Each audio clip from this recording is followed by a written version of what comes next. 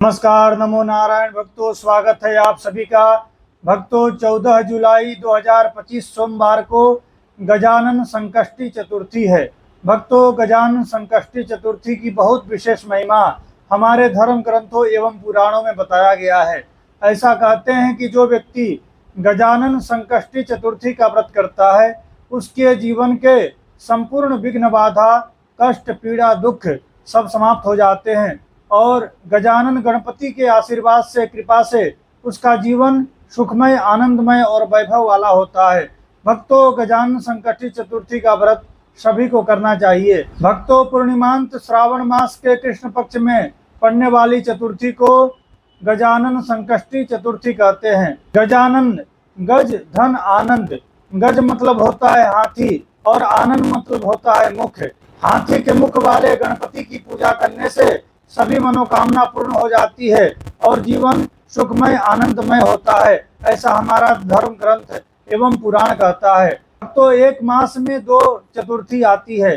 कृष्ण पक्ष में पड़ने वाली चतुर्थी को संकष्टी चतुर्थी कहते हैं और शुक्ल पक्ष में पड़ने वाली चतुर्थी को विनायक चतुर्थी कहते हैं। भक्तों, गजानन संकष्टी चतुर्थी का आरंभ 13-14 जुलाई की मध्य रात्रि में 1:02 पर हो रहा है।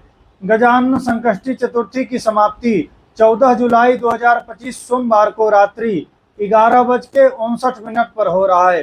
तो 14 जुलाई 2025 सोमवार को ही आपको गजानन संकष्टी चतुर्थी का व्रत का पालन करना है। इसी दिन व्रत रखना है और भगवान की पूजा करना है। संकष्टी चतुर्थी के दिन प्रातःकाल सुबह में जल्दी जग करके, स्नान करके, स्वच्छ वस्त्र धारण करके मंदिर में भगवान गणेश जी की पूजा करनी चाहिए अथवा आपके घर के मंदिर में गणेश जी की पूजा करनी चाहिए। गणेश जी की प्रतिमा को गंगा जल डाल करके स्नान करवा लीजिए, स्वच्छ कर लीजिए, अथवा मूर्ति हो तो मूर्ति को पंचामृत से, गंगा जल से स्नान करा लीजिए। भगवान को तिलक कीजिए, चंदन का तिलक, चावल लगाइए, पुष्प चढ़ाइए और दूर्वा चढ़ाइए। गणेश जी की पूजा कर लीजिए। रात्रि में चंद्रोदय के समय पर चंद्रमा में गणेश जी का ध्यान करके भगवान गणेश जी को चंद्रमा में ध्यान करते हुए अर्घ्य प्रदान किया जाता है। भक्तों, अर्घ्य से पहले चंद्रमा में गणेश जी का ध्यान करके पंचोपचार पूजन करना चाहिए। पंचोपचार में आता है गंध यानी चंदन, अक्षत, चावल और धूप दीप नैवेद्य। धूप दिखाना चाहिए, दीपक दिखाना चाहिए और नैवेद्य खीर का प्रसाद अथवा दूध का प्रसाद चंद्रमा में गणेश जी का ध्यान करते हुए अर्पण करना चाहिए। पंचोपचार पूजन करने के बाद आप 3 बार अर्घ्य दीजिए। गाय के कच्चा दूध में मिश्री मिला करके, चावल मिला करके और सफेद फूल मिले तो मिला करके ओम श्राम श्रीम श्रोम सह चंद्रमसे नमः बोलते हुए 1 बार अर्घ्य दे दीजिए। दूसरे बार ओम श्राम श्रीम श्रोम सह चंद्रमसे नमः बोलते हुए दूसरे बार अर्घ्य दे दीजिए। फिर तीसरे बार ओम श्राम श्रीम श्रोम सह चंद्रमसे नमः बोलते हुए तीसरे बार अर्घ्य दे दीजिए और प्रदक्षिणा कर लीजिए। प्रदक्षिणा करने के बाद कपूर से चंद्रमा की आरती की जाती है। चंद्रमा की आरती कर लीजिए। भक्तों, 14 जुलाई 2025 सोमवार को चंद्रोदय का जो समय है वह रात्रि 9:56 पर है। 9:56 पर आप पूजन कर लीजिएगा चंद्रमा का। भक्तों, शिव महापुराण में कहा गया है, महागणपति पूजा चतुर्थ्याम कृष्ण पक्ष के पक्ष पाप क्षय करी पक्ष भोग फल प्रदा। शिव महापुराण में कहा गया है कि कृष्ण पक्ष की चतुर्थी को जो कोई व्यक्ति गणेश जी का पूजा करता है तो उसके एक पक्ष के पाप नष्ट हो जाते हैं, एक पक्ष के पाप का विनाश हो जाता है।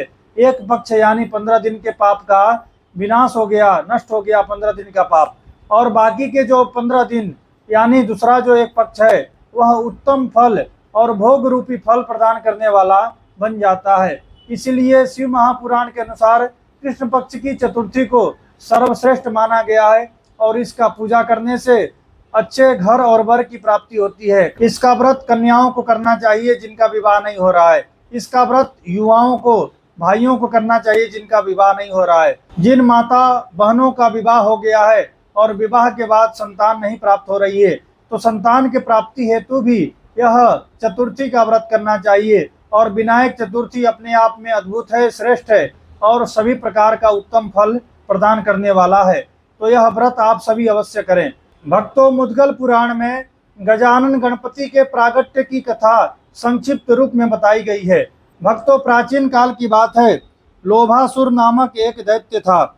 वह दैत्य के पाप कर्मों के कारण पृथ्वी पर हाहाकार मच गया। यानी वह दैत्य अत्यंत दुष्ट आत्मा था, दुराचारी था, नाना प्रकार का पाप करता था, नाना प्रकार का व्यभिचार करता था।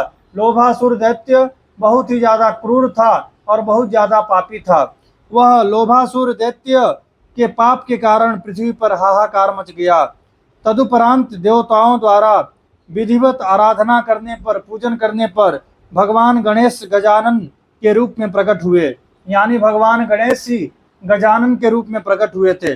भगवान गजानन ने लोभासुर को परास्त करके लोभासुर का वध कर दिया और भूलोक को उसकी प्रताड़नाओं से मुक्त किया। लोभासुर का वध भगवान गजानन गणपति किए और इस धरती को लोभासुर के पाप से मुक्त कराए। तब से भगवान गणेश जी का नाम गजानन गणपति पड़ा। और इसीलिए कहते हैं कि जो कोई व्यक्ति गजानन संकष्टी चतुर्थी का व्रत करता है, उसके संपूर्ण पाप जल करके राख हो जाते हैं। जीवन में शुभ और मंगलमय फल की प्राप्ति होती है। भक्तों, इस दिन क्या करना चाहिए? तो गणेश जी को तिल का लड्डू अथवा गेहूं, घी और गुड़ का लड्डू बना करके भगवान गणेश जी को भोग अर्पण करना चाहिए, प्रसाद अर्पण करना चाहिए। इस दिन गणेश जी को दुर्वा का माला पहनाना चाहिए। इस दिन गणेश अथर्व शीर्ष का पाठ करना चाहिए अथवा संकट नाशन गणेश स्तोत्र है उसका भी पाठ करना चाहिए।